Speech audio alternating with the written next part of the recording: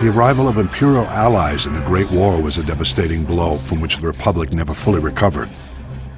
This was the second step in the Sith Emperor's master plan. Recent Republic strategic information reports proved that the rise of the Mandalorians was orchestrated by Imperial intelligence. We know extremely little about this shadowy organization, but Imperial intelligence operatives are clearly just as deadly as their Sith superiors. The galaxy's criminal networks wavered endlessly during the Great War, debating whether to back the Republic or the Empire. Although the Hutt cartels resented the Sith Emperor for not including them in his pre-war conspiracy, Imperial intelligence somehow blocked the Republic's efforts to win the Hutt's support. Scattered around the galaxy, Mandalorian mercenaries and bounty hunters faced the same choice as the Hutts. Some signed on with the Empire, but most remained independent.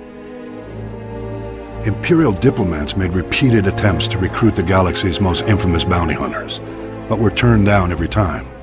The Empire shifted its tactics. Mandalorian mercenaries and bounty hunters often fought as gladiators for money and glory, a mark of honor in the Mandalorian culture.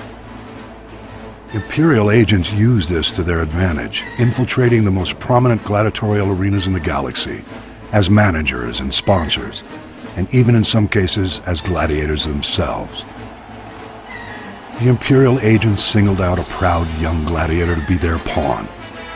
This young gladiator had always fared well in the arena, but with his new Imperial allies, his rise was accelerated to unprecedented levels.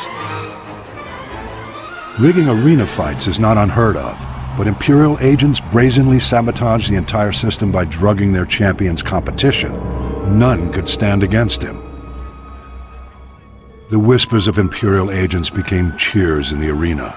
Mandalore, Mandalore. The ancient title of Ultimate Warrior King was thrust upon the young gladiator. His infamy grew, and when he called, the Mandalorians rallied to their new master. The new Mandalore secretly served masters of his own, however.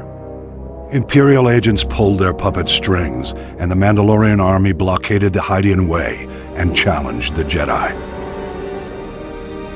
Though the blockade was eventually broken, the stage was set for the sacking of Coruscant and the uneasy truce which now paralyzes the Republic.